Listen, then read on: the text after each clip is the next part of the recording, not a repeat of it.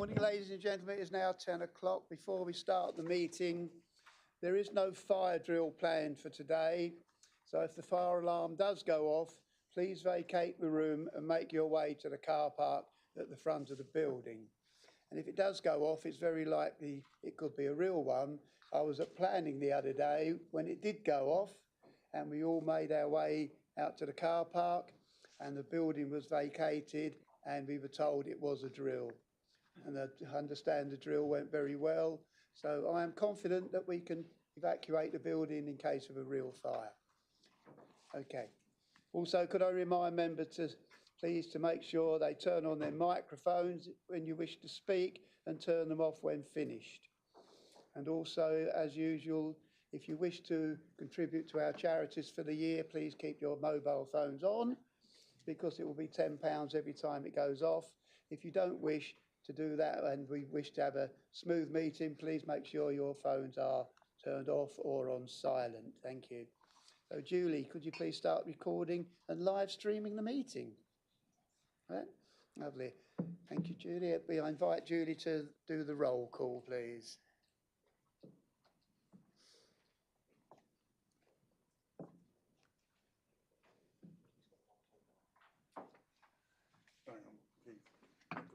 Oh, I've got the wrong one, sorry.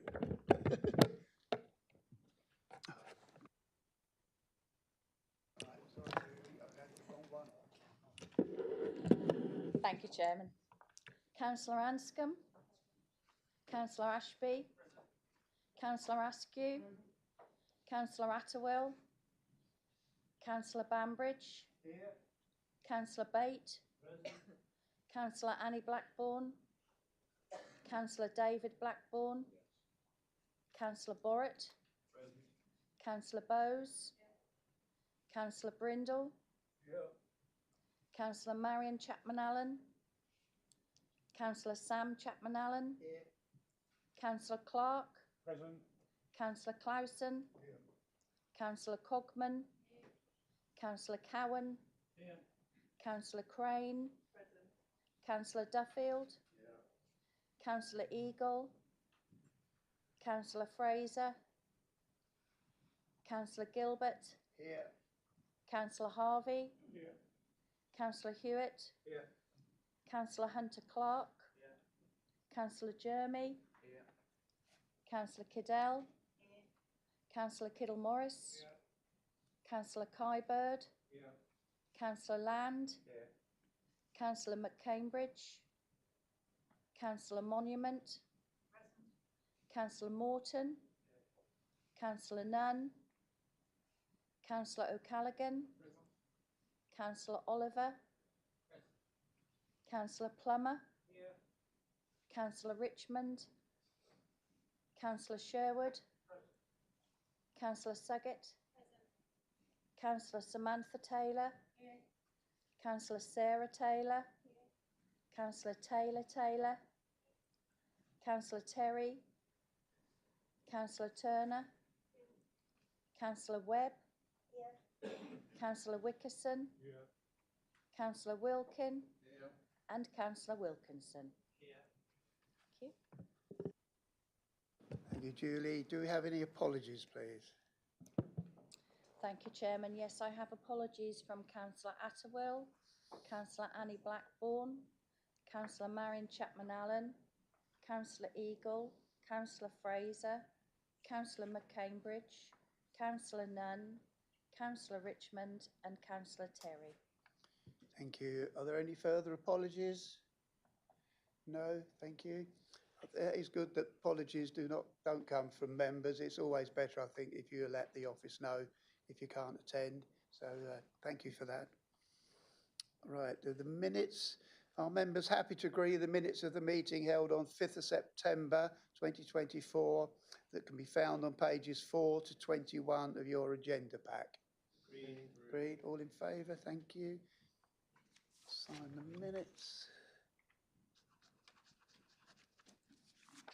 Lovely. Oh, thank you. All right. Declarations of interest. Do any members have any declaration of interest in any items on the agenda? If you do feel you have have an interest when an item is under discussion, can you please raise your hand at that time and declare it? Thank you. Right, Chairman's announcements. I have very little. I'd like to thank the people who came on the hash with me last weekend, yeah. That was Councillor Atwell, Councillor Bate, Rory Ringer and his wife Rhonda. I think they found it interesting. And I know one or two of you said you would have been there, but unfortunately couldn't. But we did raise quite a bit of money for our charities. Thank you. The other thing is I would like to welcome back Councillor Jeremy and welcome Terry Jeremy MP. Congratulations, Terry, on your election. And I have watched your maiden speech, and I don't know if other members have. If you haven't watched the speech, please do. It's very good, an excellent speech, and believe it or not, Thetford was mentioned a few times. So, and also we hope that you will be working with George Freeman MP on issues which affect Breckland. Thank you. That's it from me then. I invite the leader to make his announcements. Thank you.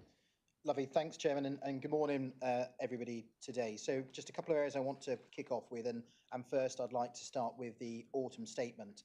As we approach the Chancellor's first autumn statement in government at the end of this month, all eyes will be on Rachel Reeves and the difficult decisions which will accompany that prompt autumn statement. We've heard through the election campaign over these last few months how this government is a government of growth, something which Breckland embraces wholeheartedly. However, thus far we've heard very little about the challenges faced by local government, both us, county colleagues and those across the rest of the country.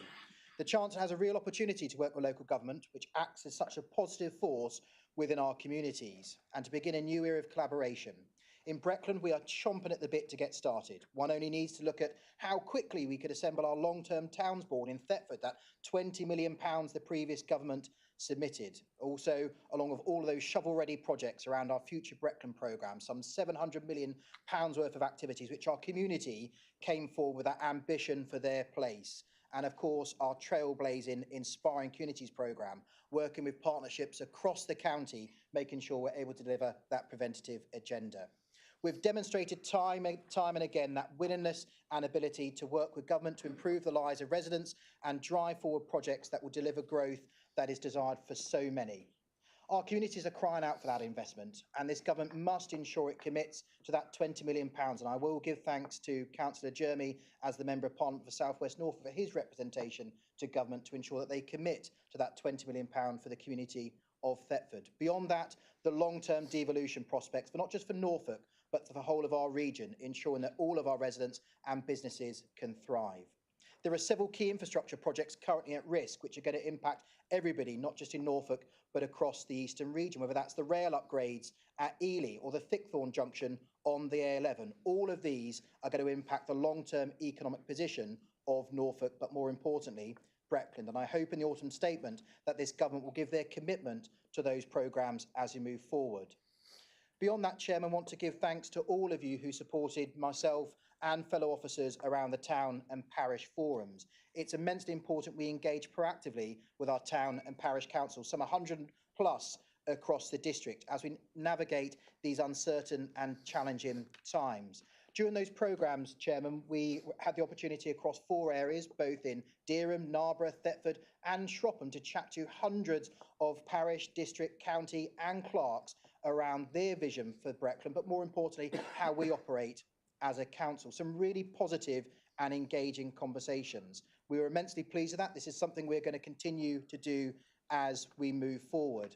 We were able to explain the position of us as a council and our budget constraints, some of the challenges we find around these new top-down targets for housing, increasing from 600 to some 900 per year, and also how we're going to deliver some of the wider challenges across our service provision, whether that's housing, waste reform, licensing, to name but a few. But I want to thank all the members of this council who supported the Chief Executive and the officers with their attendance and were able to work with their communities.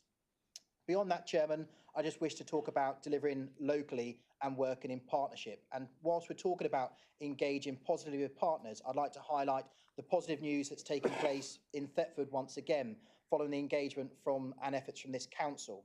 We were able to deliver a banking hub, something which has gone live, and that's been a really important success earlier in the year. This has now led to our second town in Watton delivering their banking hub as we move forward. Both of these programmes and activities have ensured that those individuals have got that front-facing provision within their high street. Watton's gone live, and I hope, working in conjunction with the Town Council and others in Thetford, that we'll be able to get that over the line in these coming weeks and months. Beyond that, though, Chairman, we've got wider challenges which we must face, and Breckland will continue to ensure that we're able to provide that preventative support for everyone across the district. Last month, we launched Breckland's wraparound Healthy Home Service to provide a range of support, advice and guidance to private tenants and landlords. Funded by Treasury from that Shared Outcomes Fund, pioneered by the previous government, this project gives us a real chance to make a difference to our residents by offering that guidance, signposting, grants and support, and organising those private landlords to ensure that we're able to support all of our residents across the district. This project, Chairman, is another great example of Breckland working with the Citizens Advice Bureau, Love Deerham, the engine room at the Charles Bowell Centre, Christmas Against Poverty, GP surgeries, and so many more to ensure that we can deliver those safe homes which our residents must have. Beyond that, though, Chairman, Breckland is working with colleagues across Norfolk, both our county council colleagues and other district councils, around the proposed solar farms within the county and the district. I know many members and residents will have great concerns at the size and scale of this enormous national infrastructure, something which Breckland will have no direct control over. As part of this challenge, Norfolk will make sure that we're making our representations heard back into government and the Secretary of State, Ed Miliband, to ensure that this type of infrastructure shouldn't be taking place at this size and this scale, taking away valuable agricultural land in our incredible county. And finally, Chairman, I'd like to highlight the work that we've done in Thetford once again around the National Manufacturing Day. This was such a great success, our second year in which we were able to bring hundreds of young school children together to understand what opportunities there are around future job prospects within our fantastic market town and district as a whole. Working with Warren Services, Boniface Engineering, Peerless Plastics and Coatings, we had the chance for those young people to immerse themselves in the day jobs and the activities of those companies and those organisations, allowing them to understand what their future aspirations and prospects can be. It's so important that our young people are involved in science, technology, mathematics and manufacturing so that they can understand at a young age where their future careers can take off to. And Chairman, I'm happy to take any questions under further items, but that closes my statement. Thank you, Chairman. As you said, any questions on the leader's announcements will be taken under item 7. Item number 6, questions under notice. We have received none, which brings us on to item 7. So the first one, Councillor Clark. Thank you very much, Chairman. And I'll just say I'm very pleased that the walk was a great success. My question without notice is to Councillor Helen Crane. Thank you. And my question is, from the 18th of November, sadly, in my view, I know this is not entirely within Breckland's control, there's introduction of appointment times at recycling centres, and there's also the introduction of charges by the size of vehicle as opposed to the volume and quantity of materials. There may well be a possible increases in fly tipping, and what steps are you taking to counteract that and monitor that going forward? Thank you. Thank you for your question, Harry.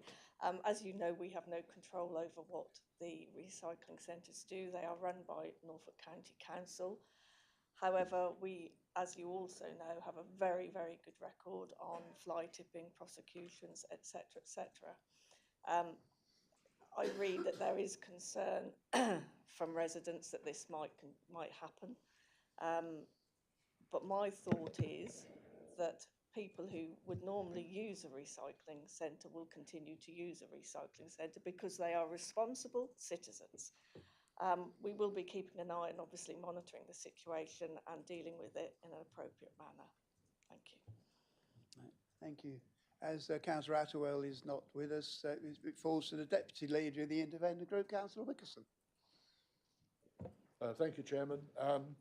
Just firstly to say I have not received, due to the circumstances of Mr. Atwill, Councillor Atwill, sorry, not being here today.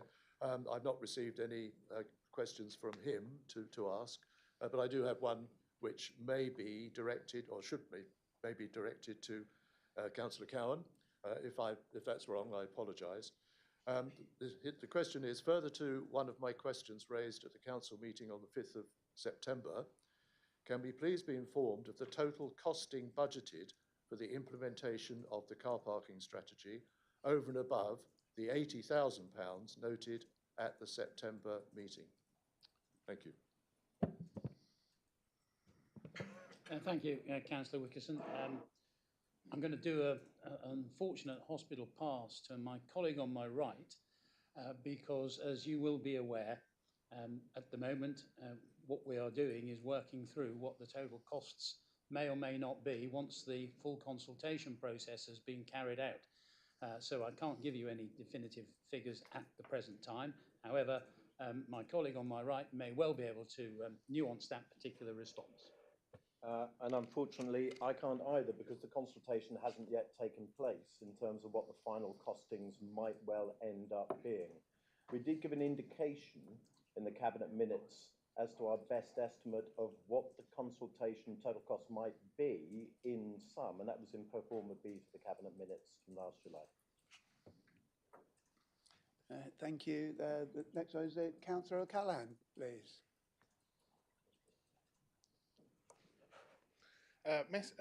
Question for Councillor Paul Clowson. With the excessively overdue news of the successful court outcome concerning the cash, we welcome the decision to accept the £15,000 grant offered by Historic England to support and guide the shopfront improvements. However, much more needs to be done. Many shopfronts in the heart of Dereham, in what should be the showcase of Dereham, are not a good advertisement of the town. We seem to wait until things become extremely bad and then put out pleas for funding.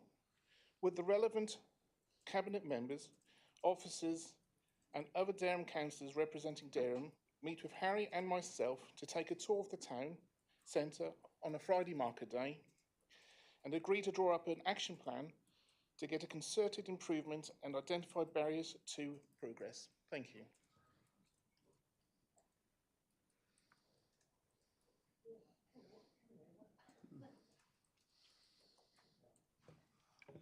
Well, a lot of what you were asking, I'm not sure is me, quite simply, because what you're asking about is what's coming from Historic England, and what that is just at the moment is the paperwork that sits behind what goes forward. So what you're talking about is a long way down the line, and if you want to start looking now at partnership working, that I would strongly suggest you do, because without it you will not get what Swaffham's got.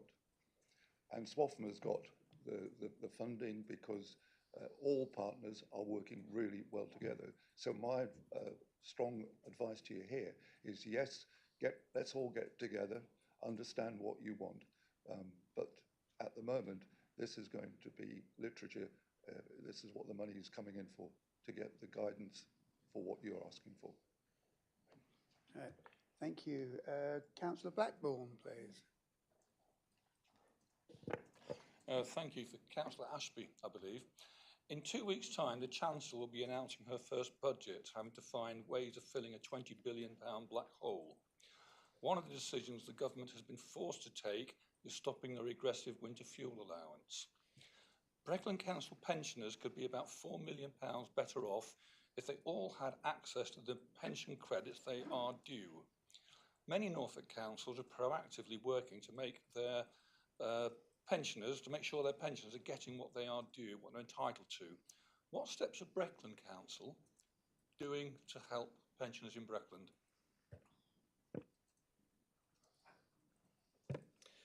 Thank you very much for the question. Firstly, obviously, it's a choice to remove the winter fuel allowance from certain individuals.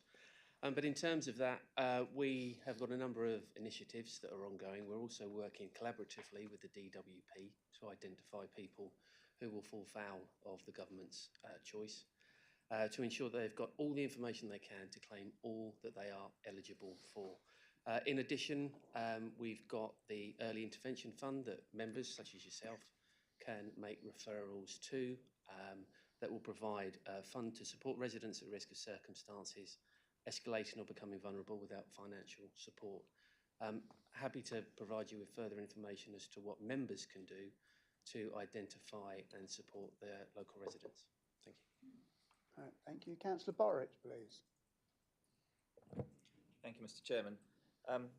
Would the leader not share my massive disappointment that the government has decided to increase the housing numbers for Breckland by 50% without any consultation at all, and also putting in jeopardy our 5-year land supply that may well lead to uncontrolled development all across Breckland, because the figures that they propose will not be deliverable?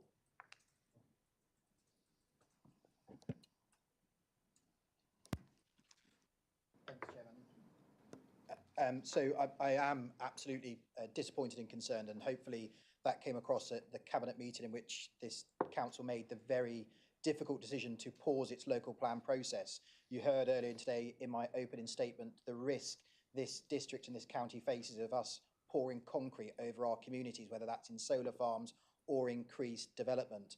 You'll have also heard recently in the press the likes of Toffwood Surgery closing, impacting hundreds of residents within Dereham.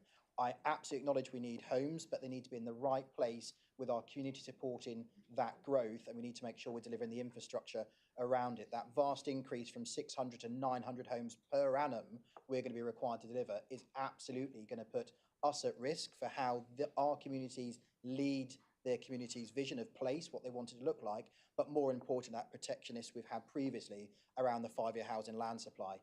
Speaking to other colleagues across the country, I'm absolutely perplexed that some locations which are more urban and metropolitan have had their numbers either paused or perversely reduced, whilst rural areas such as us have had such a large increase. I know that my fellow colleagues across Norfolk are immensely fearful of what this is going to look like around infrastructure requirements and wider aggressive growth across not just market towns, but also our rural villages as well. Thank you. Councillor Land, please. Thank you, Mr. Chair. This is for Councillor Craig. Morning, Helen. Similar to Harry's question in a way.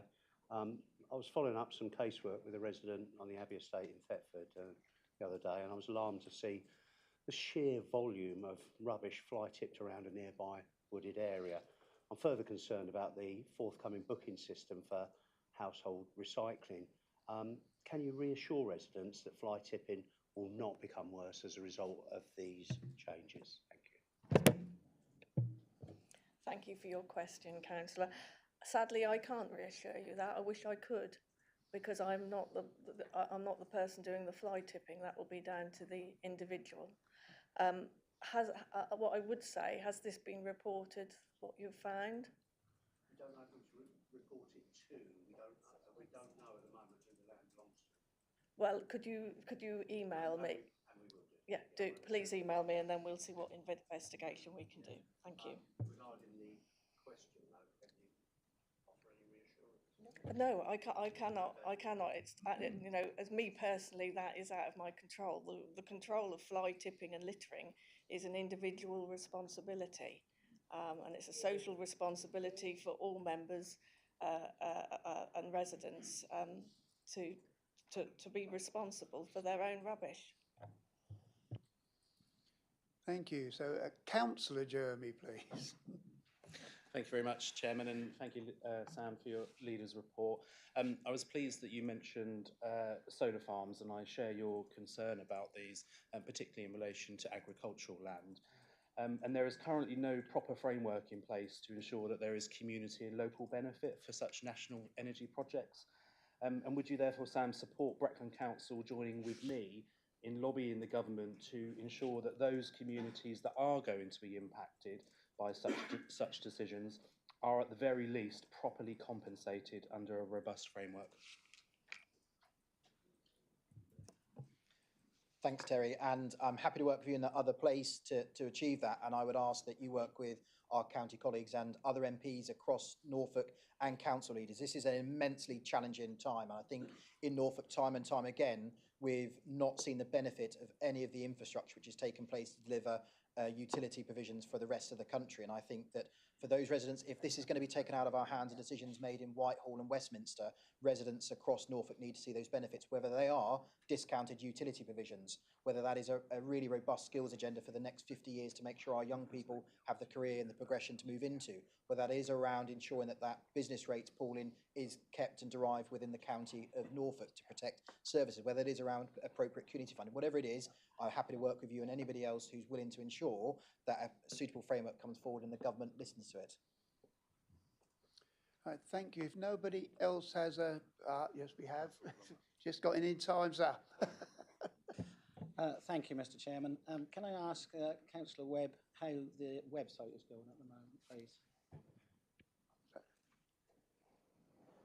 Right, thank you for that question. Yeah, I'm glad it's been asked because there's been a certain amount of rumours about how the website is going. We've got a new website which is going to be user-friendly, especially on mobile devices. Everybody, well, most people are using phones now to access stuff.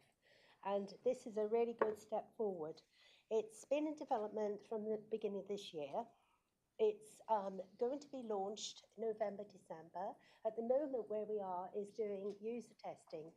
Okay, so we've done user testing on all age groups, youth advisory boards, U3A. We've asked members, residents to come forward. In fact, there's some member training this afternoon. I must admit, it's also been an overview and scrutiny, and everybody can have a look at that online if they want to. But it's really important that we get as many views in as possible before we launch it later this year. I want to make sure this website is suitable for our residents to be able to get information quickly and reliably, rather than have to go through about 400 links till they get to the right page. So, as I said, I do encourage people to join in, come to the user sessions, especially members, today or tomorrow. We've got night ones as well, 5 o'clock. So that's where we are. And finally, what I want to say is that this project, I'm very proud of the team who are delivering it. They have brought it in on time, which is what we expect before the end of the year. On budget, the budget is £20,000, not £187,000, which other councils have spent on their website. And I believe it's going to be fit for purpose for us for many years to come. So I just want to make that completely clear that that's where we are on it. And as I said, any rumours of not being fit for purpose or overspending are completely untrue. Thank you. Thank you for that. I am actually attending the thing this afternoon and see if a tech dimbo like me can actually understand it. So if has anybody else who hasn't asked a question got one? Yes, we have Councillor Pate. Just a question for the leader, please. With the plans, the solar farms around the area, the company are making very fine environmental promises. This particular company has a poor environmental record. Can the council hold them to their promises? Don't think I've quite heard the full question, but it's whether the council can hold them to account over their policies. They say they're going to do quite a lot for the environment when they build the solar farms, like planting wildflowers, having green corridors, etc. But they don't have a very good environmental record. Can we hold them to that record, to their promises? Or is there no mechanism that we can do that?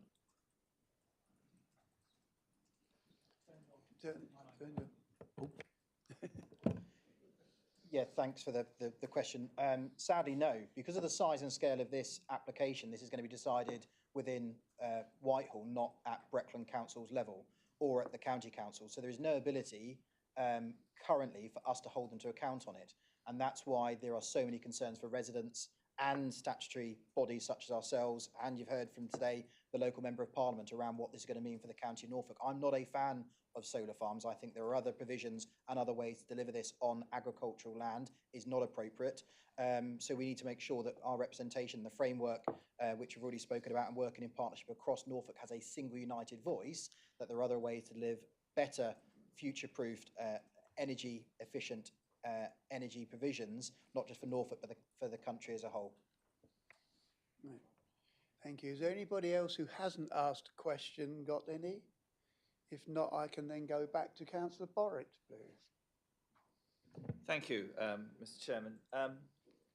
What I would ask if the leader of the council could work with the Labour MP for South West Norfolk to pressure the government that the decision on whether we get solar farms or not is made here in Breckland by the local planning authority and not by the Labour Secretary of State in Whitehall, as is currently proposed.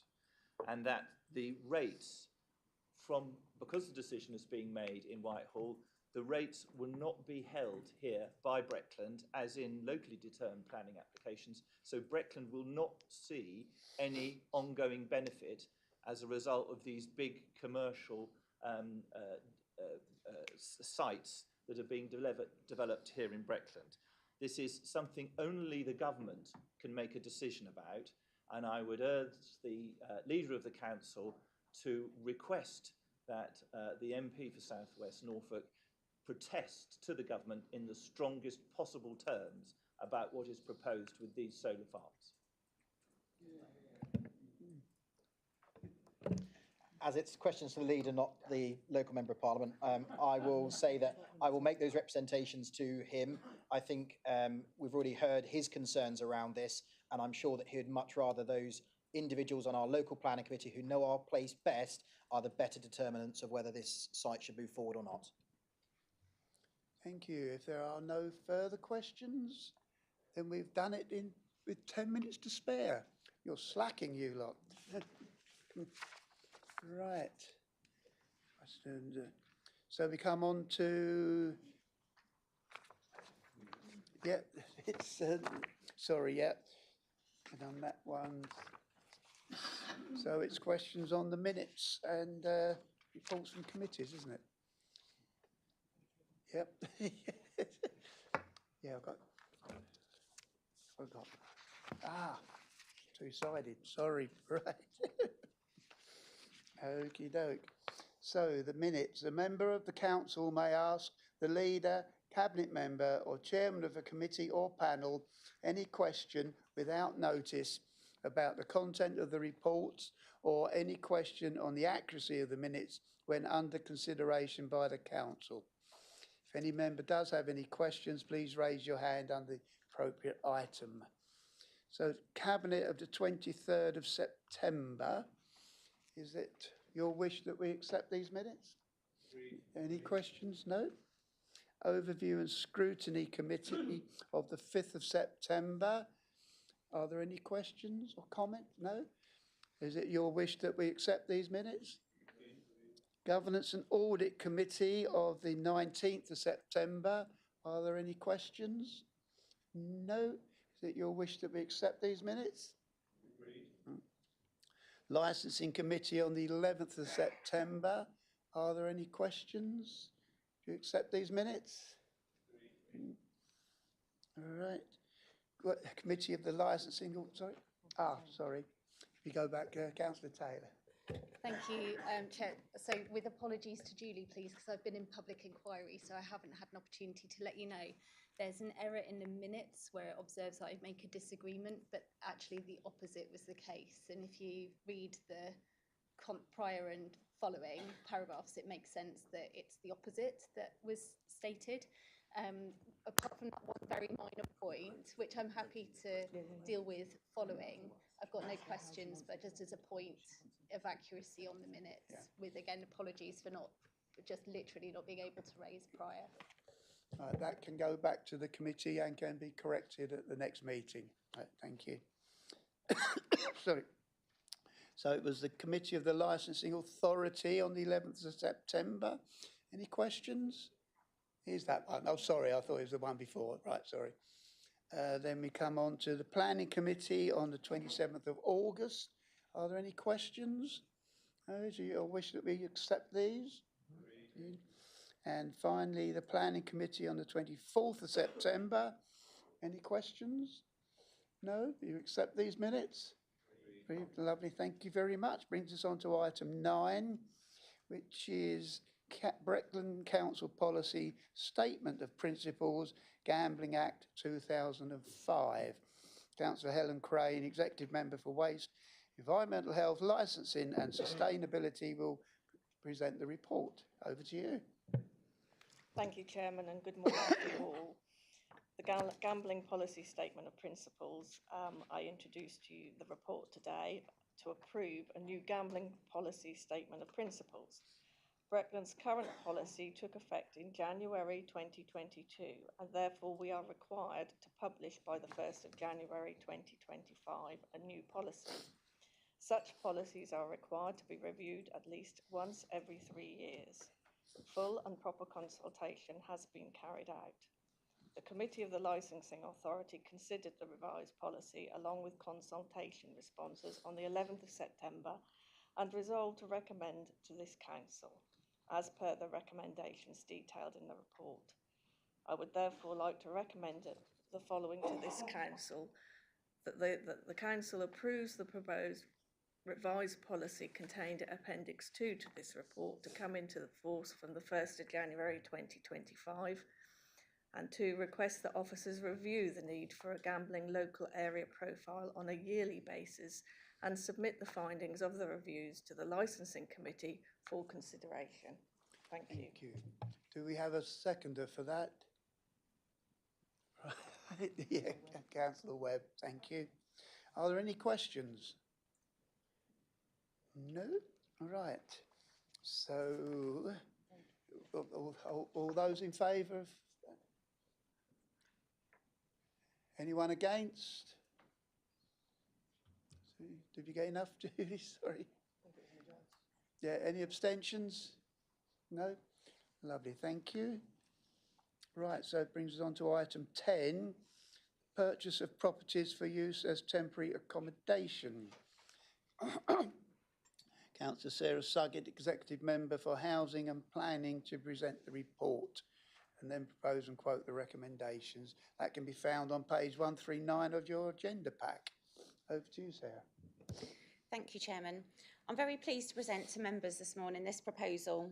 You will have noted in the report it contains details about our rationale, the existing housing stock and the finances, so I will not repeat it, but I think it's important to understand the wider context. As you've heard me say on previous occasions, our housing team are currently dealing with demand higher than we have ever known.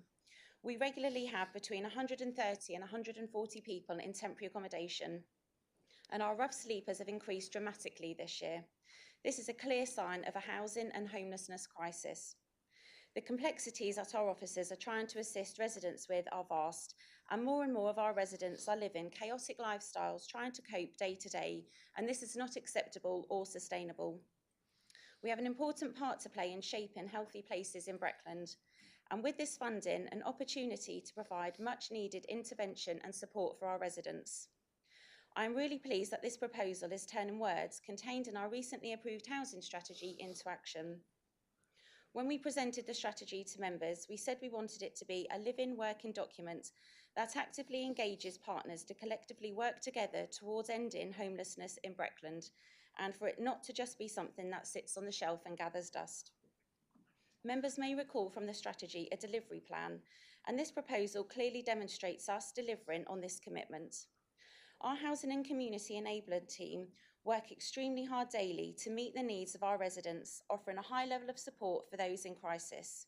It is only right and proper that we do all we can to allow access to a toolbox with a variety of options.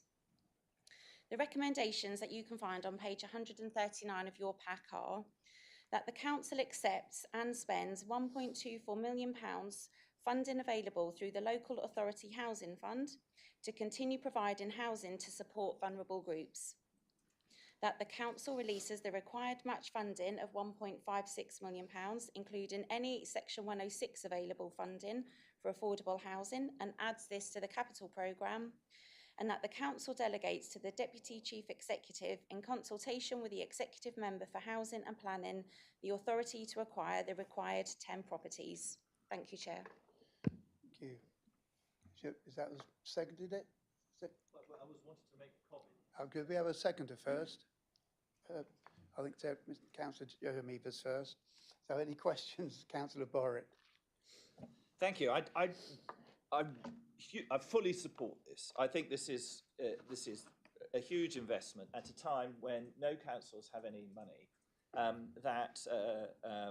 Breckland is investing £1.56 million of its own money in order to leverage another £1.24 million from the local authority housing fund. And I understand that our officers here have been particularly fleet of foot because they saw that there was an underspend in the government pot and they had a second go and they nipped in and secured another 1.24 million, even though we'd been successful in the first round as well.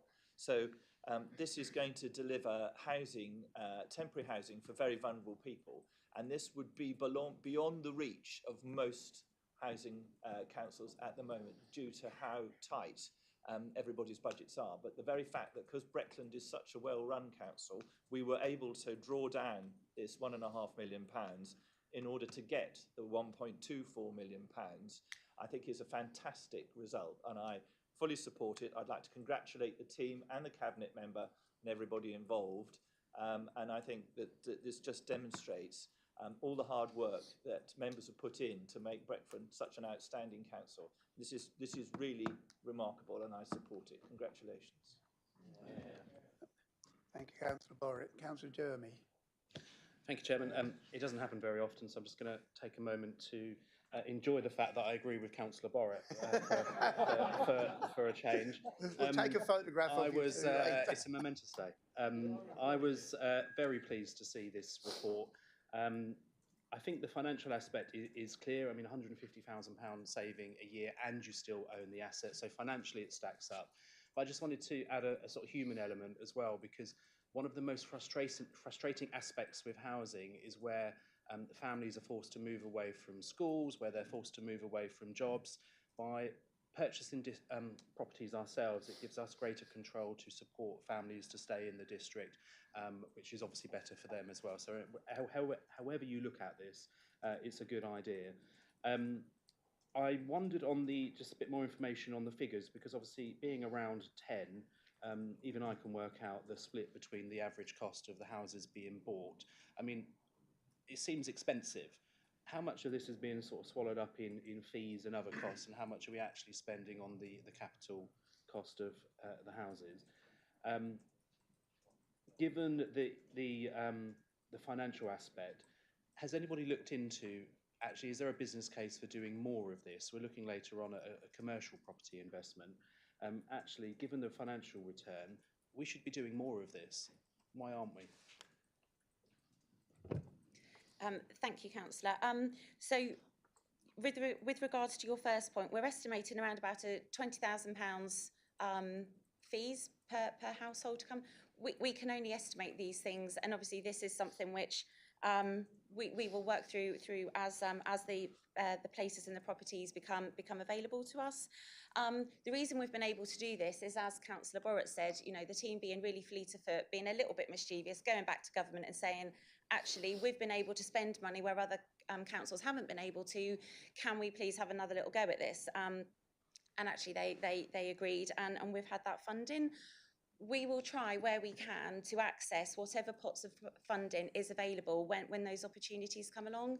In the housing strategy that I refer to, there are many different ways that we're looking at trying to do something to alleviate the pressures what there are on our residents with temporary housing. Like you've said, nobody wants to be shipped around the district, let alone outside the district. And trying to keep families close to where their support networks are is one of the key things. Doing this type of activity more will, like you've said, give us more control over that, and therefore better outcomes for our families. So wherever those opportunities are, we will be actively going out there trying to find them, and it was only hopeful that more stuff like this comes out of government so that we can continue to deliver this. Thank you. Thank you for that. Are there any further questions? Councillor Wickerson. Thank you, Chair. I mean, I've read the report and I fully endorse what Councillor Borrett and Councillor Jeremy have said. I just want to make sure that this is district-wide and not just Dereham and Thetford. So if we have a situation, for example, in Swaffham, that could be looked at for Swaffham, and not necessarily moving people, as you mentioned just a moment ago, in terms of moving people from other parts of the district into Thetford or Durham. Thank you. Thank you. Yeah, we will be looking at purchasing properties where our housing team and the data is telling us that we need to be purchasing properties. We can't make properties become available in places if they are not there, but we know where the demand is. We know the needs, what our residents are after. So we will be making sure that we purchase the properties where they're most needed. Thank you. Thank you. Councillor Kybird. Thank you, Chairman.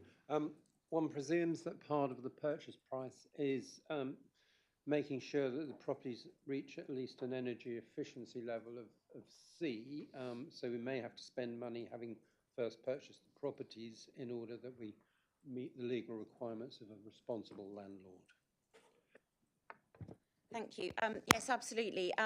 The amount that we've put aside to cover our costs for each property will be allowing us to make sure that the properties we get are up to those standards. So yes, we are on it. Thank you, Councillor.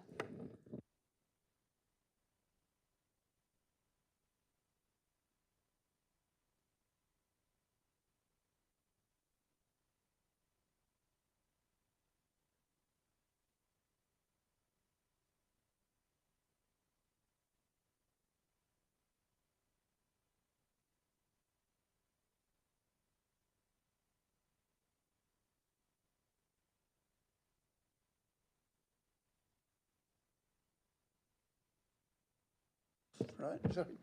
Sarah Wolstenholme-Smyth, our Legal Services Manager, will present the report and quote the recommendation, which can be found on page 146 of your agenda pack. Over to you, Sarah. Thank you, Chair. Hopefully this, and I believe this is a very simple amendment. It's in respect of Standing Order number 5, and it involves the variation to the order of business so that motions which are received under Standing Order 8, which are currently at item K, are dealt with after all other items of business, and therefore will become item M. Everything under M will remain as is. It's believed that this will allow the meeting to flow better and members will be better placed to discuss any motion that is relevant to any item of business on the agenda. And the recommendation is that the amendments detailed in Appendix A of this report be agreed and the Constitution be amended accordingly. Do we have a proposer, Councillor Borrett? Yes, thank you very much, Mr. Chairman. This is a decision that the Governance and Audit Committee took, which has come here to full council to be decided. And this is the proposal that Governance Audit recommend is as outlined by the officer. Thank you. Do we have a seconder? Mr. Councillor Wickerson was the first one. Yeah. Do we have any questions? Councillor Clark. Thank you, Chairman. Yes, as a member, speaking as a member of the Governance and Audit Committee, I note obviously the simple proposals. We did have a full discussion, which you'll see from the Governance and Audit minutes, and I would think if you read them, you'll see that even on a cross-party basis, the amendments weren't wholly supportive with complete and utter enthusiasm. And from my position, I argued that having the motions, any motions in future at the very last item on the agenda would be a further erosion of opposition opportunities, because it generally, unsurprisingly, it's only the opposition that normally would put in a motion. And one of the other councillors from the ruling group did refer to the opportunity to review this again in future and see how this goes. And obviously, I, for one, will keep a watching brief on it. So although this isn't completely outrageous, we will not be supporting this amendment, however innocuous and small it may appear. Thank you. Thank you. Any further questions? No, in that case, all those in favour?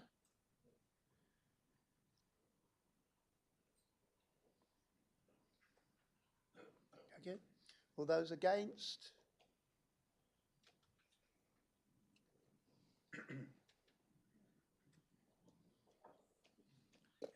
Yep, okay. So that was approved. Thank you very much. Sorry? Oh, any abstentions? Sorry, forgot that one. No, no abstentions. Okay, that is approved. So it comes on to item 12, a petition, which is very unusual. I can't remember a petition being brought to council and spoken about. Anyway, over to Rob Walker, the Deputy Chief Executive and Monitoring Officer, to introduce and open this item for discussion. Thank you, Chairman, and good morning, councillors. As the Chairman said, I think it's well over a decade since this council's considered a petition, so I thought it might be useful to run through the process which we follow, so you're all clear on what happens as part of this debate. So it's a compliant petition, compliant with our policy and procedure, and that requires the council to debate it at one of its meetings, hence it's here today.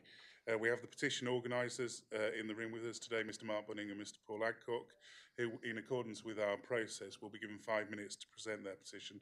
We'll invite them shortly up to the front of the room to make their presentation. Once that presentation's concluded, you will have 15 minutes as the council to debate the petition, to debate the matters that are raised before coming to a conclusion and deciding what, if any, action the council wants to take. So in straightforward terms, we're going to ask Mr Bunny and Mr Adcock to make their presentation now. If you'd like to come forward, gentlemen, we'll have 5 minutes for their presentation and then we'll open it up to debate for 15 minutes. Thank you.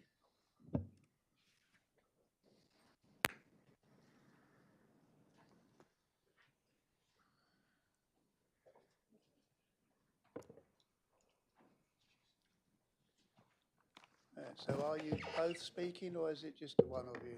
It's just be me. Right, okay. So, Mr Mark Bunning, over to you. Good morning, Council. I'd like to start by what makes Watton different. We have no arterial road through our town. We have no train station. It makes getting to any other town or city extremely hard. We can only get to Norwich with a direct link. We have to catch other buses. There's no national chains apart from Toffs.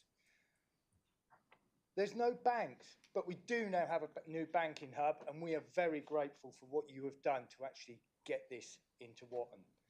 There is no car parking in the high street, apart from a handful of legal spaces.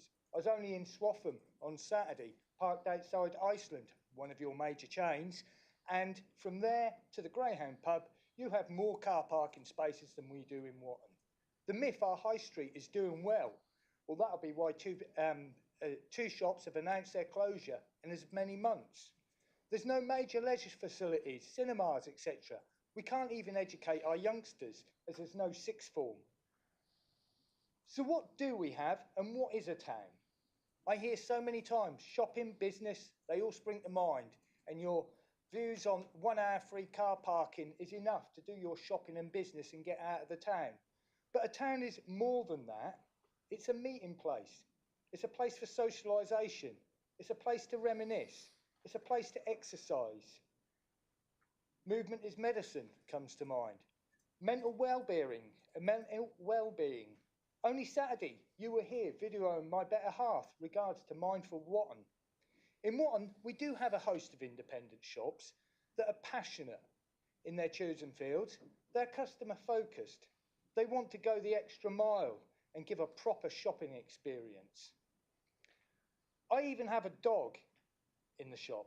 People come in just to see Aero. He receives treats, Christmas presents, loads of belly rubs. It's brilliant for the mental well-being of people, and it saves, in the long run, future budgets. This then draws me onto another thing. This brings in people from further afield than just Watton. But that then causes another problem. As we have very poor public transport, they can't use the green options. So the motor car in our town is essential. It's not a luxury. So I present to you a petition of over 3,000 people who have used the high street and signed in person. Not just done a click on a computer screen. They've actually come out of their way, walked into the town and actually signed our petition. They show you that the public's feelings about the proposed charging model that is wrong and not fit for Watton and its customers, residents and visitors. As a business owner, I don't want to charge my customers for parking.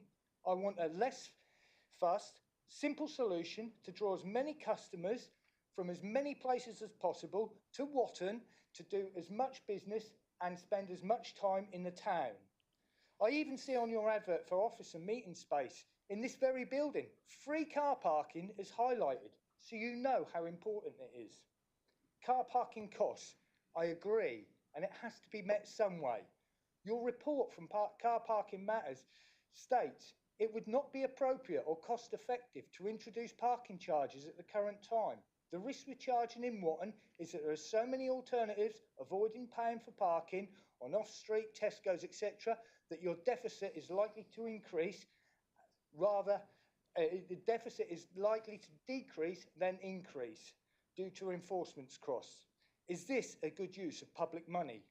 These problems already highlighted in the report already happen.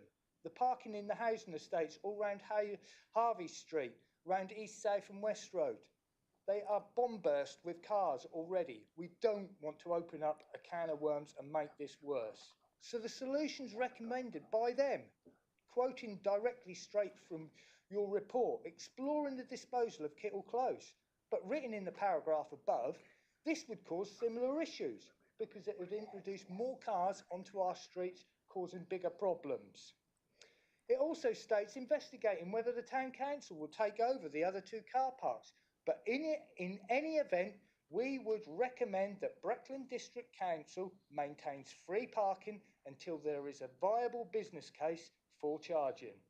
So the report is crystal clear in its stating that parking meters are not in Watton's best interest. These alternative options have not been looked into fully, and it's easy for you to do a one-cap-fits-all scenario. However, on something as important as the future of a town, all options should be considered. And the best option for that individual town should be put forward. What that option is, we need to develop these ideas given in your report and make sure Watton High Street is given its best chance of survival. There is only so many nails that you can put into a coffin before you can lift the lid. We don't want that amount of nails in our coffin. My question to you is, will you remove the car parking charging model, considering the public's feelings, also the differences in Watton to other market towns, and the recommendation from your experts' review? Let's face it, why pay lots of money into the review and totally discard its contents? I am willing to talk with you to other options that would best fit Watton. Thank you very much for your time. Thank you. Thank you, Mr. Banning. Thank you.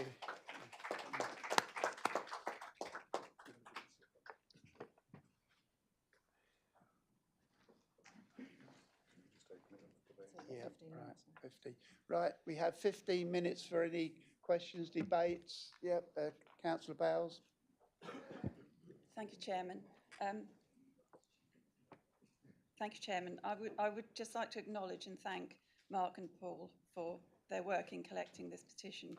I know they're both passionate about Watton and Wayland and the future of our high street. The sheer size of the petition just bears out the clear message I'm hearing from residents, which is that not only will charging for parking in Watton be detrimental to the economy of the town, but it is also simply not fair. I think it's pretty indisputable that Watton has had a lot less investment over the years than the other Breckland market towns, and unlike those towns, is not accessed via a main arterial road, making the balance of the high street's economy more precarious. And we also know that it was originally considered that Watton should, for the time being, be exempt from parking charges. I would ask members in this debate to please give these facts serious and due consideration, and I particularly implore colleagues to acknowledge the spirit of this petition and what it calls for Watton, its businesses and residents. Thank you. Thank you, Councillor Bowles. Councillor Cadell. I also concur. I would really like to thank Mark Bunning and Paul Adcock for bringing this together. Their work has been totally steadfast and passionate on this, and have truly reflected the views and opinions of the electorate of our Watton town. And I can also say that, charging for parking in Watton is really going to be detrimental to our high street. We have got the shops really struggling already. Since COVID, we've really struggled to keep going, and we are losing shops quite exponentially. And they're not coming in as quickly as we would like. So having parking charges there, especially since the consultant said it wasn't advisable, I really would like to ask all members to really consider that, like Claire says, at this time, it's not a good time for Watton.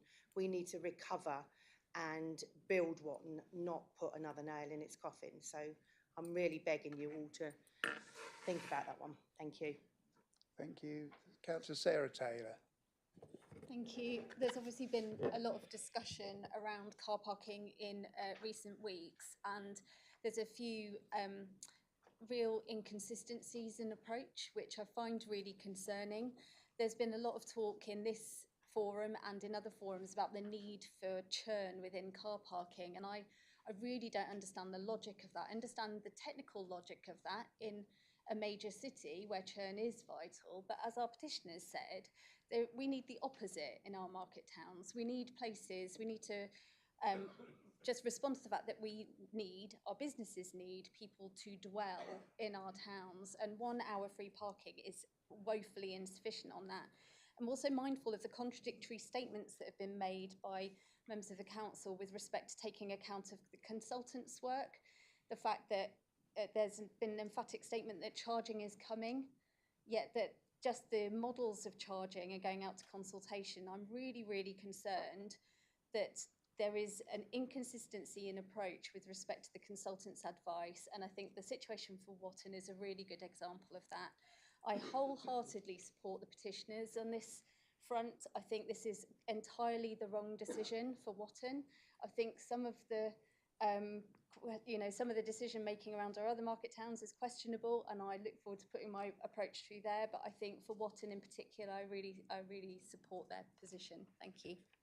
Thank you. Councillor Saggett. Thank you, Chair. And thank you to the gentleman coming in with the petition this morning. I think this is what local democracy is all about, and I think it's a shame in a way that like Rob has said, it's been 10 years since this council chamber has had to debate a petition. I think it's a strength of feeling what there is across the district that actually a topic like this has got people engaged, has got people out and about, has got people speaking.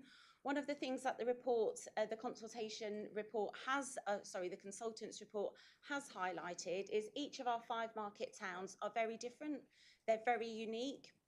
And as much as it would be really easy to say one cap fits all, we know that that isn't going to be the case.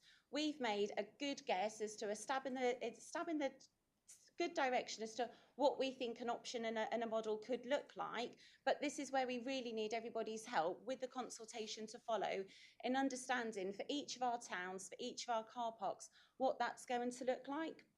So I really welcome the petition coming this morning. We're really grateful that everybody has taken the time, both here this morning and in various other groups, to participate, to help us better understand what good is going to look like in the coming weeks. I really urge everybody to take part in that consultation.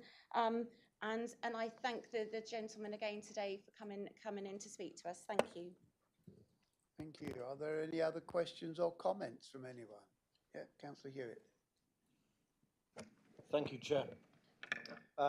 Like Sarah, I'm grateful to hear the petitioners articulate and present their cases with passion.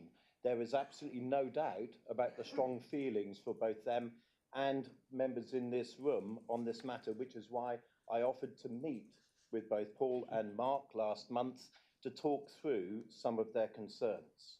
Since Cabinet's decision last July, our plans have been subject to challenge and interpretation. The reality is that the Cabinet decision last July authorised a move towards a charging model, nothing else. And the reason why Cabinet authorised that move was a simple one. We can no longer afford to offer our car parks for free. Our budgets simply cannot, our general budget simply cannot permit that. And in some ways, perhaps they never did. And when we find ourselves having to make a choice between offering service to our vulnerable residents, and we've heard some comments from across the chamber exactly some of the challenges they're facing, and weighing up those choices between those services that we offer and provision of a service that almost every other council in the country, even our neighbours, will charge for, we need to think very, very hard about that decision. But as has been spelled out in the initial conversations with towns and residents, what a final charging model will look like has not yet been determined. It's anyone's guess. It hasn't even fully been articulated, because that's why we need to go out to consultation. I am absolutely sure that many people who signed the petition feel very nervous and very strongly about what might happen. But no one knows what actually will happen, because that decision will only flow from the consultation. So now, as we heard from our town representatives, we need to go and consult. We actually need to consider all of the options as part of that consultation process. We need to know what's happening, what might happen, and certainly what is not happening. And we can only do that once people understand the issues and the choices that we need to make through that consultation process.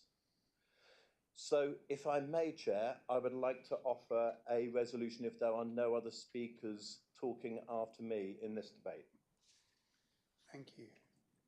Councillor Wilkinson, Wilkinson, sorry. Thank you, Chairman. Yeah, I just have to say that the gentleman with the petition raised some good points, and I think the cost of he mentioned there's less car parking spaces in Watton than Swaffham, and I'm just wondering if it would be looked at the cost of policing and installing machines against the revenue, if you like, from charging for car parking. It would be a no-starter. That point to me would be a non-starter for not charging for parking in Watton if those costs outweighed the end product. Thank you. Councillor Land. Thank you, Mr. Chair. In response to Councillor Hewitt, who offered the opinion that all options were being looked at, could I ask if one of those options would be paying through these car parks through council tax rather than individual charges? Thank you. I am aware that there has been a petition that is going round that is suggesting that residents would rather spend £9.50 on their own council tax bills than paying for car park charging. And the cost of that decision through a referendum would be about £140,000.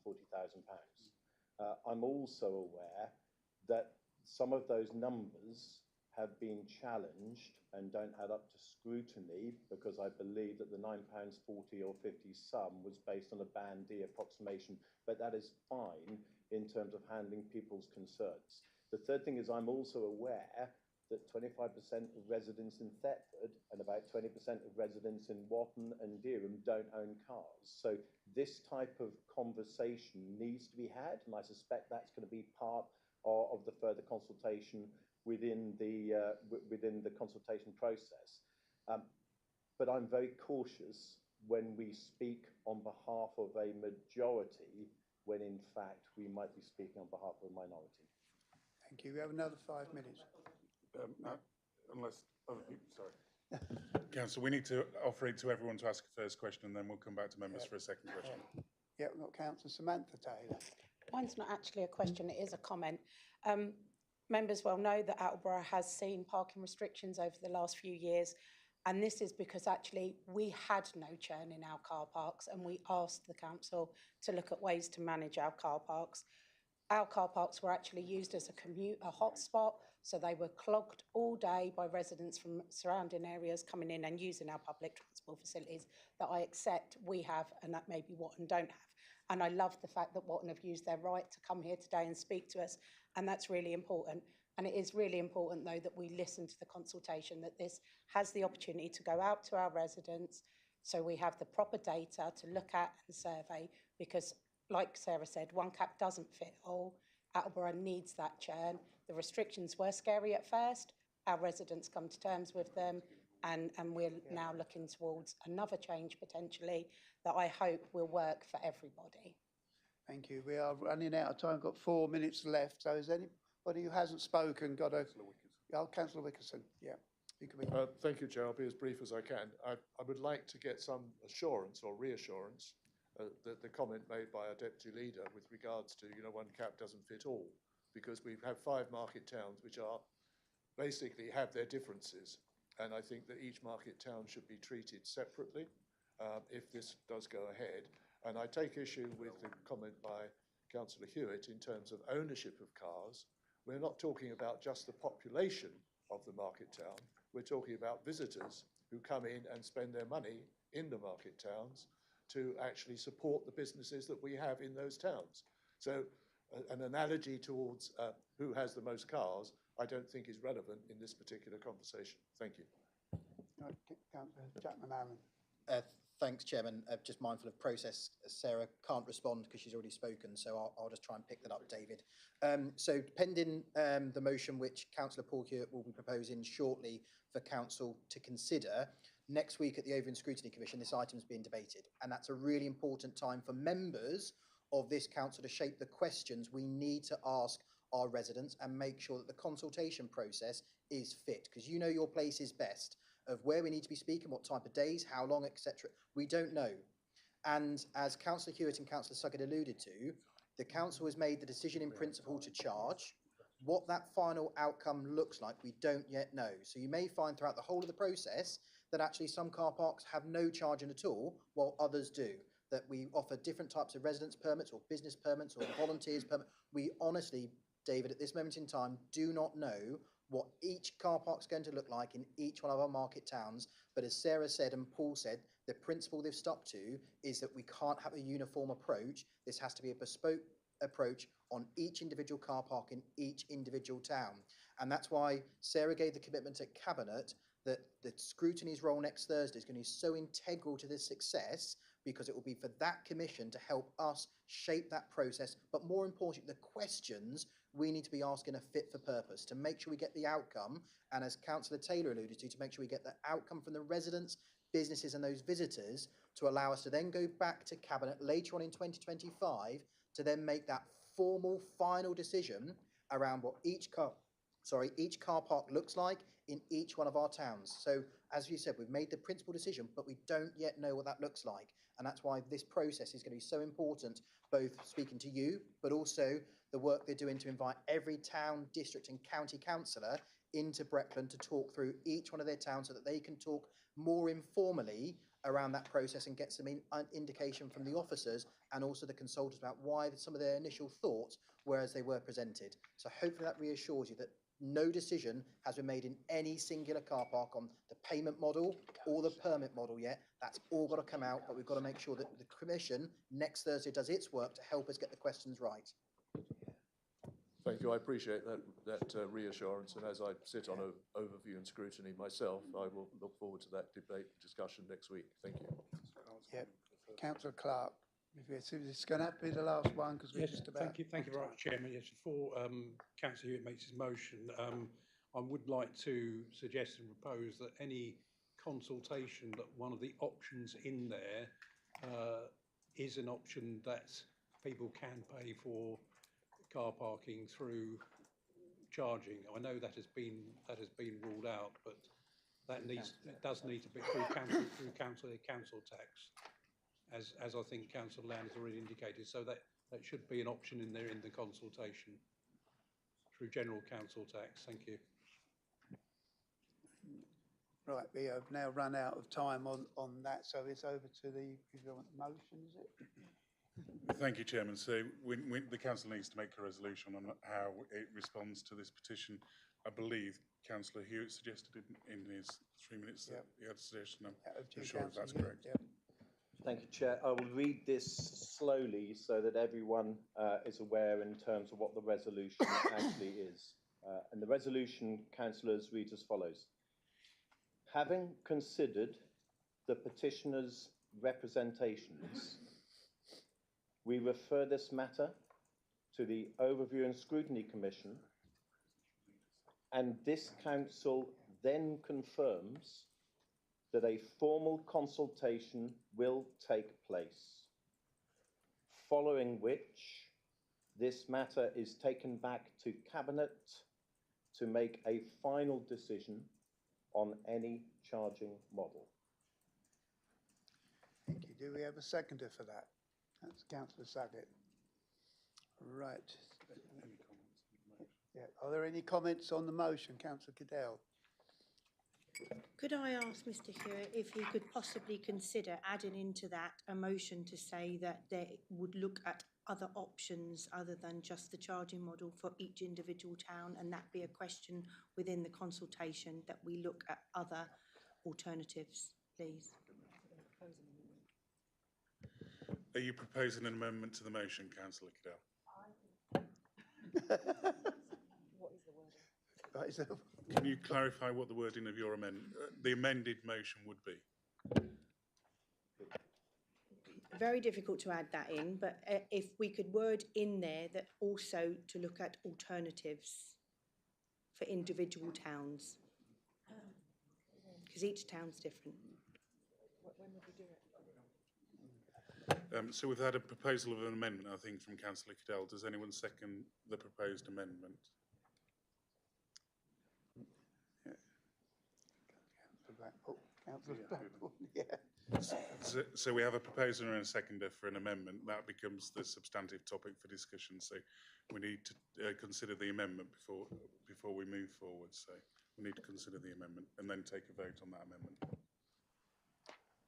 Is there anybody like to speak on the amendment? Thanks, Chairman, for your indulgence and forbearance. So I think the important part, Councillor Cadell, is that next Thursday the Commission decides what those questions will be. And if a question which has been alluded to from Councillor Land and yourself is that we either don't charge in certain car parks and or we increase council tax, for us to ask that question, which is absolutely valid, and that's the decision of the Commission for us to go out and ask, we've got to make sure we're providing the transparent answers to our residents of what that would look like to their council tax band if we were to do that. So I don't necessarily think it's required for the amendment, because the amendment's not making a decision. Sorry, I don't think it's required for the motion, because the motion's not making a decision. The motion is making sure that the Commission understands its responsibility next week. This is about the petition and where it goes next. And I think Councillor Hewitt's motion is to make sure that it goes on a really transparent motion into the Scrutiny Commission next Thursday, where the Commission has to take ownership for this under Councillor Clark's stewardship to get the right questions asked. And if that is one of the questions, that's absolutely fine and right and proper. We just need to make sure that that's raised and then the Commission own it, and then the relevant Cabinet members and officers will then ensure that that then takes place through the consultation process. Yeah, get it. Just want to clarify, basically what I'm asking, and I'm not sure how to word it, but basically what I'm asking is not just to have an increase in the council tax, but to look at other options, i.e. the council, town councils possibly taking over the leases of said car parks. So to put in that as an option rather than just using the words charging model, because that then blankets it as a charging model and doesn't give the public an option to look at alternatives. That's what I'm trying to say. Yeah. Councillor Jeremy, I think, the next. Thank you, Chairman. Speaking to the amendment that's been proposed and seconded, I think the frustration here from a lot of members, as I understand it, is from day one when this was discussed at Cabinet, it's, forgive us, it's a fait accompli that actually charging would be coming. And I think members here are expressing a disappointment that if a consultation is going to happen, and we've heard the Cabinet members say that we are considering all options, I want reassurance that we are considering all options, because as the member from Watton has suggested, there could be options around town and parish councils having more of a role. But also, I think we should be asking the public of Breckland, do you support an increase in your council tax to keep car parking free of charge or not? And it's, you know, it's not a binding consultation, but we should have all options available to us, which I think the amendment is pushing for. Councillor Oliver, yeah.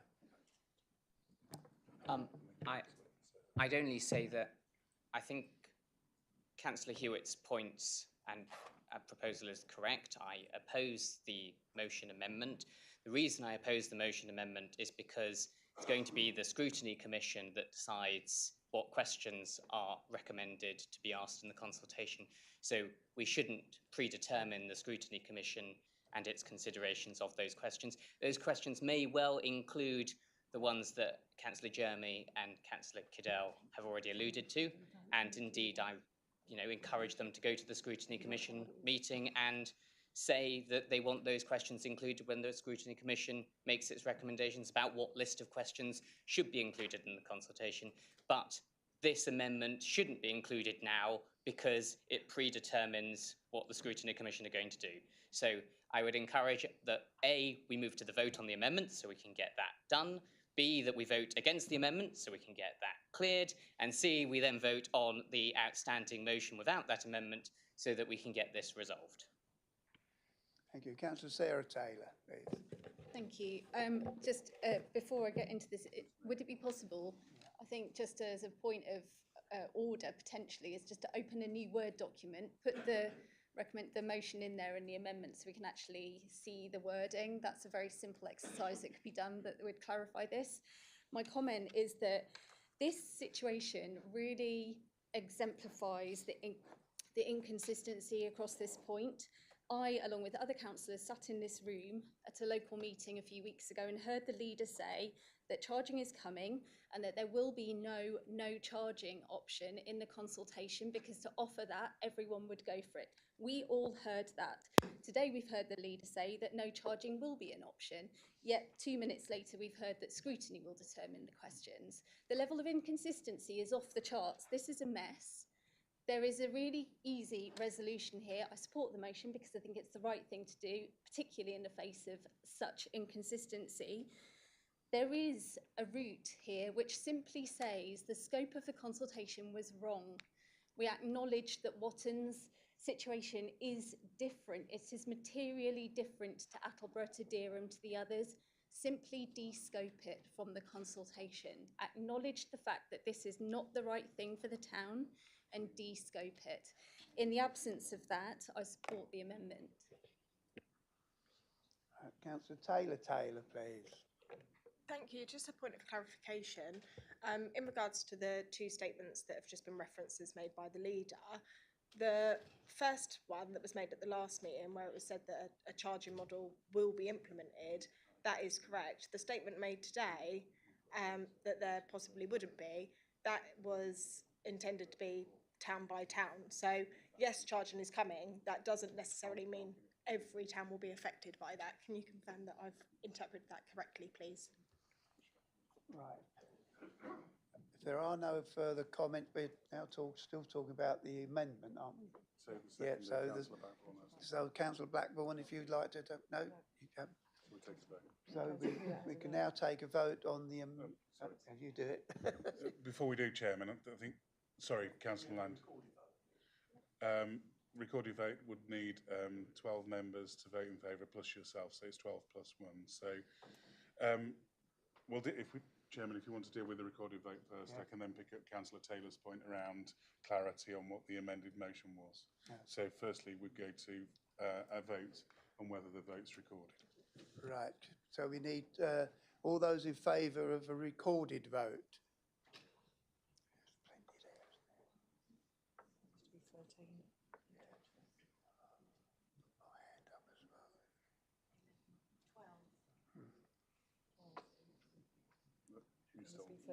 Yeah. Can you say 12?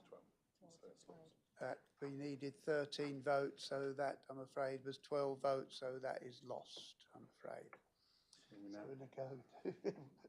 So, Teresa and Julie, I don't know if Councillor Cadell, are you able to confirm what your amendment is, and we can ask Teresa and Julie to try and get it on the screens for us ahead of the vote, if that's possible. That we include alternative ideas for individual towns.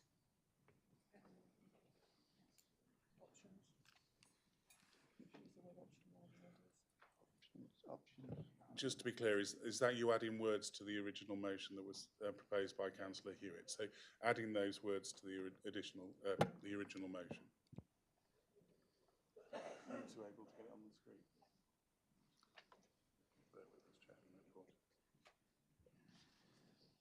procedural nightmare.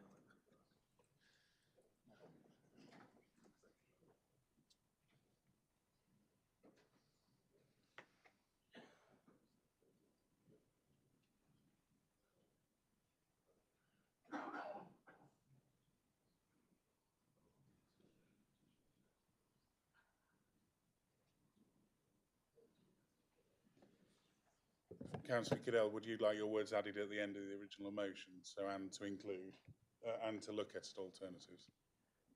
Yeah, that is fine, to look at alternatives, because that basically is alternative decisions for each individual town, to move away from charging for individual towns, basically. But just to put that as an extra question on the consultation. Are all members clear on the amendment on which they're now voting? Is there anyone unclear? Okay, Chairman. Right, so we're voting on the amendment. Yes. All those in favour of the amendment, please.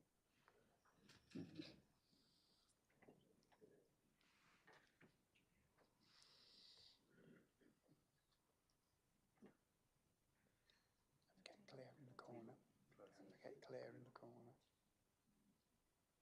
Okay.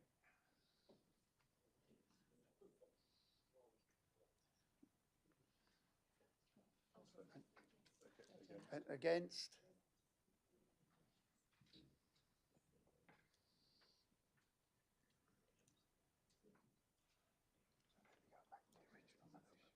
And then abstain. Just check abstentions. Yeah. 24, right. And any abstentions? No. So that motion is lost. So we now take a vote on the original motion, which, do you want to put that back up there, Teresa? Councillor Hewitt, are you happy with the wording on the screen reflects your motion? Do we have a seconder for that? Yeah, that's councillors. Oh, you had already had, haven't you? Yeah, sorry, you already had. Right, so all those in favour of the motion, please show.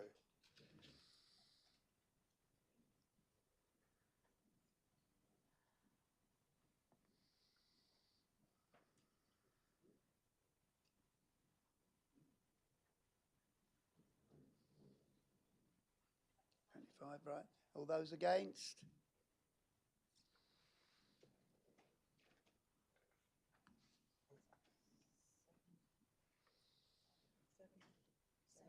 Right, thank you. Any abstentions? 5, 6, here. Okay, right. So that motion is carried. Thank you. That was a good debate, I think. And how long have we been doing this? Do you know? Yeah. Right. Thank you. Where are we now? Nominations. Yeah. Right. Brings us on to item. Yeah. Yeah. Before we go, yeah, I would like to thank Mr. Mark Bunning and Mr. Paul Adcock for coming and presenting the petition. I hope you feel that it was well debated, well heard, and thank you very much for coming. Yeah. Yeah, you're very welcome.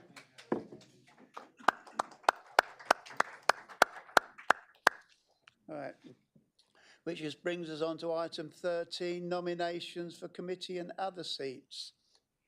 Councillor Suggett? None for Councillor Clark? Thank you, Chairman. Two changes.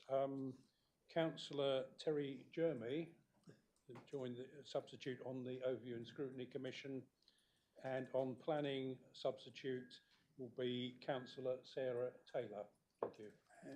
Thank you. And in the absence of Councillor Atwell, have you got anything else, Councillor Wickerson? No, thank you, Chair. No. Lovely, thank you. Any other items which the chairman decides are urgent? And yes, we do have one, which makes a nice pleasant change. Does it make a pleasant change? It is good that we can take items which we do come up as urgent and that we can debate them. Right, so where are we? Who's taking this? Is that? Oh, Councillor Hewitt. Thank you, Chair, and thank you for the opportunity to present this item to Council as an urgent item. It falls to be a legitimate urgent item as the opportunity only presented itself late last week. Apologies for not giving colleagues notice, but as there is not another council meeting until December, if we waited, we would miss this opportunity. The report before you presents an opportunity to use funds obtained from the recent disposal of commercial property to reinvest in other commercial property. The properties that recently created the capital receipts both had agreements which gave the tenant an option to purchase, which was exercised. The capital receipts are currently unallocated, and this report today seeks to allocate some of those reserves to put towards the acquisition of a commercial property that has recently come on the market. Ordinarily, colleagues, the allocation of reserves would occur through the budget setting process, but this opportunity cannot wait for that process. For clarification and confirmation, no due diligence on the property has yet been undertaken, but it will be undertaken should we end up being the preferred bidder on the property. Moreover, no due diligence has also taken place on the tenant, but this will take place should we become the third bidder. And also, for confirmation, we may not be successful in this acquisition, but we believe it is the right reinvestment to make. It will enhance our commercial property portfolio, which currently is providing a £3.2 million gross income, and members should be reminded that we can only use revenue funding on the provision of services and not capital, and this activity converts capital into revenue. The property in question, Chair, is a 22,500 square feet 1980s premises, which if purchased would make the premises the second largest industrial unit in our property portfolio. The property is located in Thetford, near to other Breckland commercial assets. Offers have been sought at below £1.3 million, reflecting £55 per square foot, and this price is in accordance with preliminary valuation advice we've received and represents comparable values across the sector. The property has an EPIC rating of C and meets our current and future regulations in terms of energy, and it is already involving some solar panels that the current tenant has put into the property. The property is a long-established tenanted business and an employer in the town of Thetford. This means that the acquisition not only replenishes the needed revenue from our commercial property book, but also supports the continuation of the business within this premises, securing long-term jobs in the area.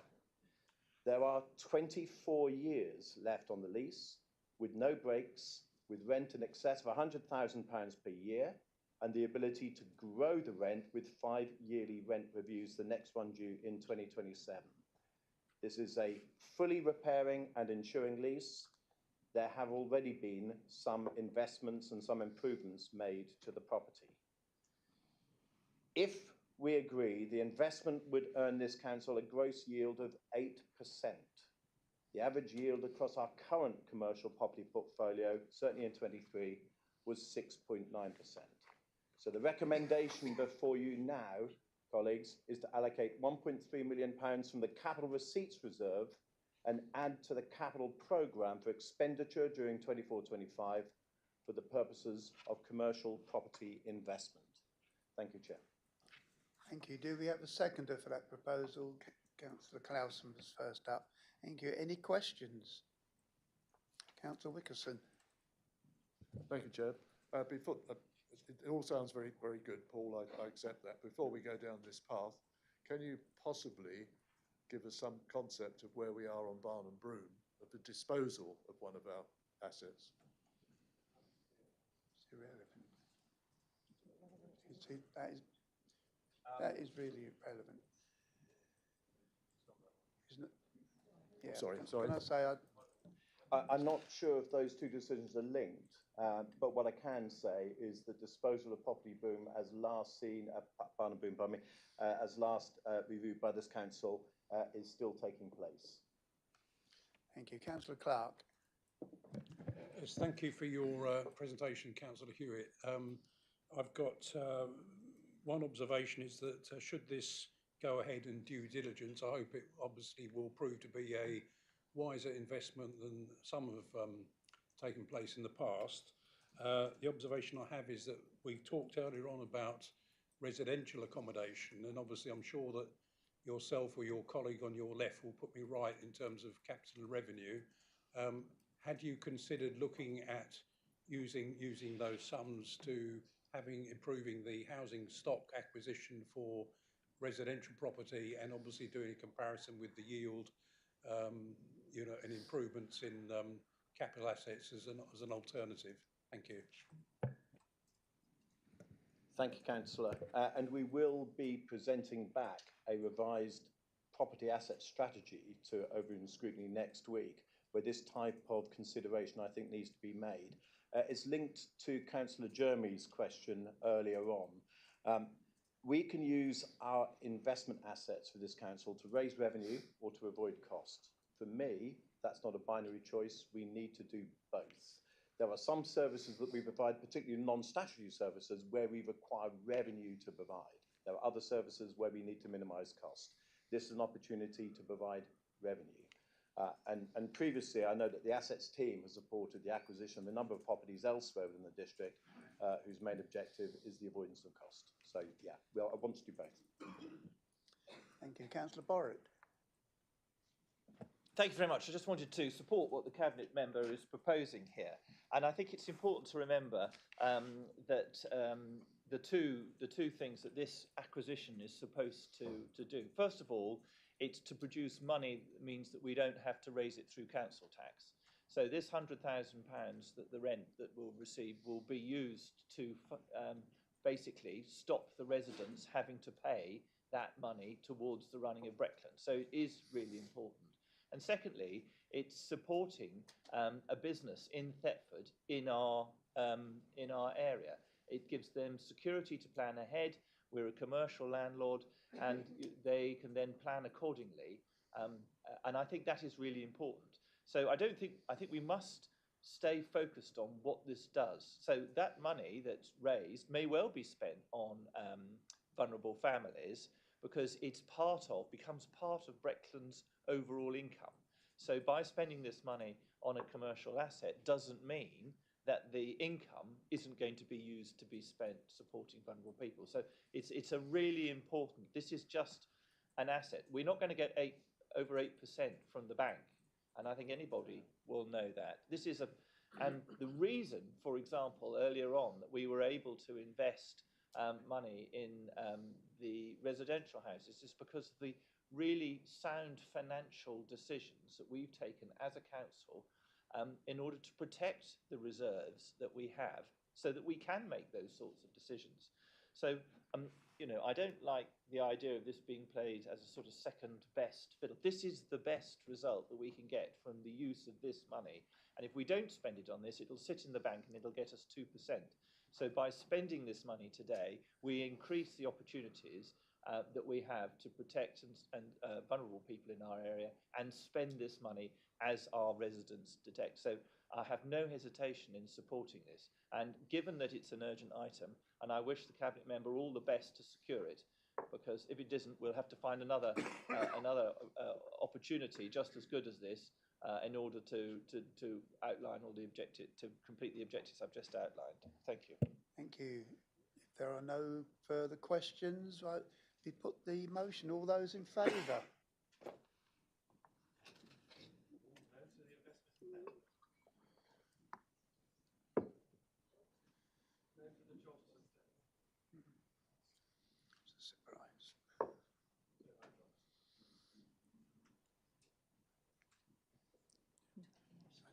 All those against?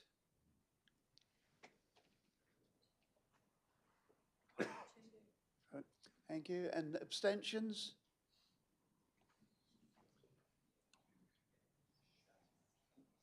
Thank you. That motion is carried. Thank you. Right.